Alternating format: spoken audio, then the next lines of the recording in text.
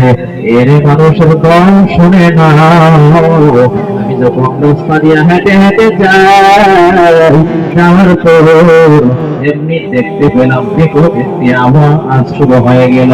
এলাকার ইমাম সাহেবের কাছে গিয়া যখন বলল, ইমাম সাহেব হুজুর, আমি যখন রাস্তা দিয়া যাই, রাস্তা দিয়া যাওয়ার পর কবরের ভেতর থেকে কি যেন একটি আওয়াজ শুরু হয়ে গেল। সব মানুষ পরামর্শ করে দিল যে আমরা কবর খনন করে নি, কবর খনন করার পর এমনি দেখতে পেলেন ফেরেশতারা লাঠি দিয়া তাদেরকে আঘাত করতেছে। নাউজুবিল্লাহ। এরে মুসলমান ইমানদার আল্লাহর গোলাম, কেমন করে কষ্ট খবরের মধ্যে যখন এমন আওয়াজ ভেসে গেল, এমনি যুবক বলতেছে, তোমরা আমার কাছ থেকে চলে যাও, কেন জানো আমাকে কষ্ট দেওয়া হয়েছে। আমি দুনিয়াতে আল্লাহ নামাজ আদায় করতাম না, আমি ভালো কাজ করতাম না, গান বাজনা থেকে দৌড়াইতাম, সেজন্য আমাকে এমন ভাবে কষ্ট দেওয়া হয়েছে। এমন ভাবে যখন অন্য রাস্তা দিয়ে যখন যুবক ভাই চলে যায়, যাওয়ার পর এমনি দেখতে বলো খবর থেকে কে যেন ডাকতেছে আমাকে, বাঁচাও বাঁচাও বলিয়া ডাকতেছে। যখন সময় উপস্থিত সব মানুষ, যখন সময় তারা বলতেছে কে যেন কবর থেকে ডাকতেছে, বাঁচাও বাঁচাও বলিয়া, এমনই যখন একজন মহিলা ভেতর থেকে আওয়াজ শুরু হয়ে গেল।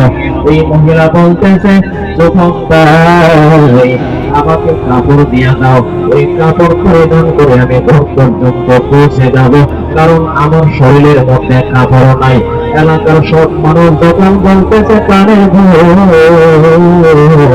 দুনিয়াতে থাকার পর তোমার শরীরের মধ্যে তো কাপড় ছিল, এখন কাপড় নাই, তার কারণ কি? এমনই প্রাণের গুণ বলতেছে এলাকার মানুষ,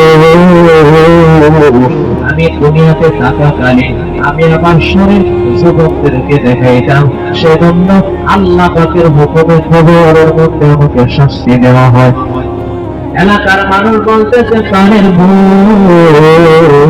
তোমার মাথার মধ্যে তো লম্বা লম্বা চুল ছিল, লম্বা চুল কোথায় চলে গেল, রক্ত বের হইতেছে। যুবতী বোন বলতেছে, প্রাণের আমি যখন দুনিয়াতে ছিলাম, দুনিয়াতে থাকার পর আমি আমার মাথার লম্বা লম্বা চুল মানুষদেরকে দেখাইতাম, আমার দিকে আকৃষ্ট করতাম, সেজন্য আমার মাথার চুল সরিয়ে নেওয়া হয়েছে। এরে প্রাণের গুণ আমার শোনো, আজকে দুনিয়াতে সুন্দরের বড়াই দেখাও, শরীরের বড়াই দেখাও, দুনিয়াতে এমন ভাবে চলেছে যুবকদেরকে আকৃষ্ট করে তোমার সুন্দরী দেখায়া। আমার আল্লাহ বলেন, এ নবীর উম্মতের দল, আমি আল্লাহ সুন্দর বানাইলাম, ওই সুন্দর বানানোর নিয়ামত আমি আল্লাহর কাছে শুকরিয়া আদায় করবা। আমি আল্লাহ আসমান থেকে জমিনের মধ্যে রহমত বর্ষিত করে তোমার বড় আলোকিত করতে আমি আল্লাহ একটা সেকেন্ড দেরি হবে না। সুবহানাল্লাহ। তাদের কোন রক্তটারি বড় কামনা তেরুপি তন্তা হাসুবি জলদালাল, তুমি পাদের জালিলুল্লাহ তাহাদার, রোহারু হালে তুমি বেরাতে গাহমান, আমসেরাতো নসতভামি আলো ইত্তেবায়া সুন্নতে খায়রুল বাশার, লাযিম বলবি আইবসার। দুনিয়ার মানুষ আজ দুনিয়ার সম্পদের লোভে পড়ে আমার আল্লাহকে ভুলে যাইতেছে। আল্লাহ বলেন, গোলাম আমি আল্লাহ টাকা দিলাম, আমি আল্লাহ খাবার দিলাম, আমি আল্লাহ ছেলে সন্তান দিলাম, মেয়ে সন্তান দিলাম, তোমার মতো কত মানুষ তাকাইলে দেখা যায় ভালো করে 3 বেলা খাবারও খেতে পারে না।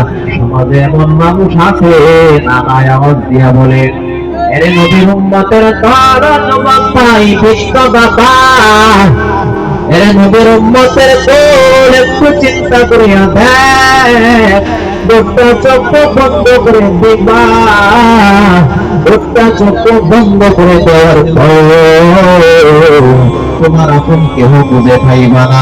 তোমার দুনিয়াতে টাকার পর তোমার ভাই ছিল, বাবা ছিল, টাকা ছিল, সম্পদ ছিল, কিন্তু অন্ধকার কবরে যাওয়ার পর এই শীতকালীন সময় যখন কবরে রাখা হয়, কবরে রাখার পর তোর পাশে মাটি আর মাটি,